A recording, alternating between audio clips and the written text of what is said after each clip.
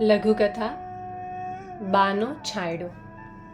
લેખિકા છે સુનીતા ઇજ્જતકુમાર. બાનો છાંયડો એવો તો અમારા પર કે તકી ક્યારે મોટો થઈ ગયો ખબર જ ના પડી.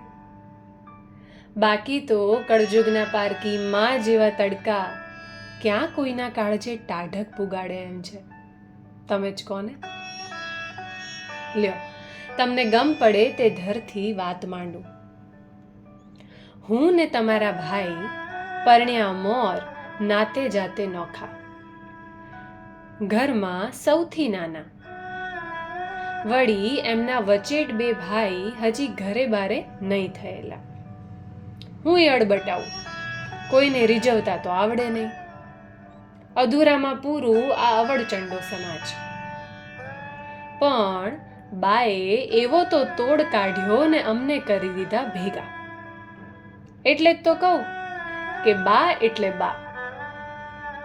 બાપુ એટલે કે મારા સસરાને તો હું પહેલેથી વાલી. અમારી સ્થિતિ સાધારણ. તે બે પાંદડે થવા અમે બે માણા દાડીએ જઈએ. બાપુ મારા ગગાને તકી કહેતા.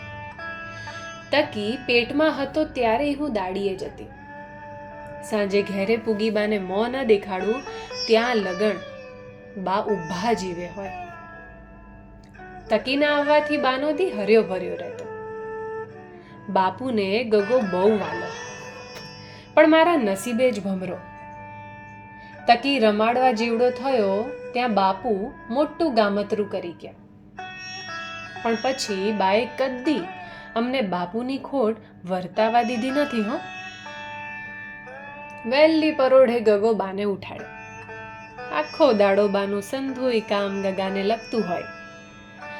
હું તો કઈ થાકી કે ગગાને આટલો પંપાળોમાં, પણ એમ માને તો બા શાના. દાડીને હિસાબે ધાવણ છૂટી ગયું હતું.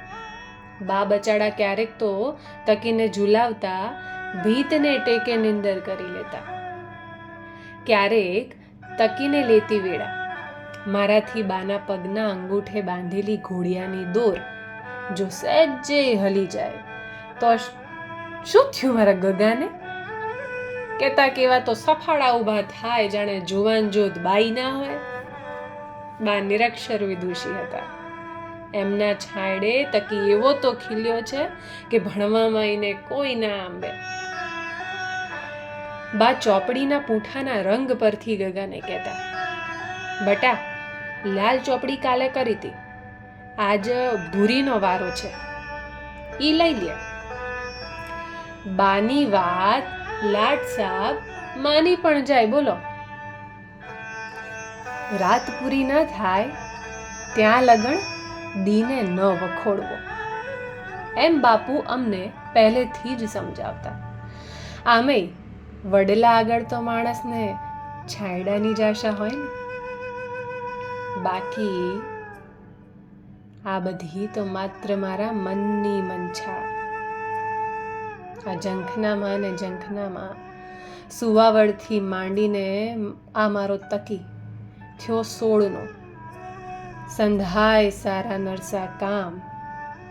તમારા ભાઈએ બા બનીને એવા તો પાર પાડ્યા છે કે આ ભવ તો શું, ભવો ભવ એનો પડછાયો બનું તો એ સાચું કહું, આજે મારા ગગાને તો જનેતાથી વધુ વાલી એની મોટી બાત છે. હો, હા તે હોય જ ને.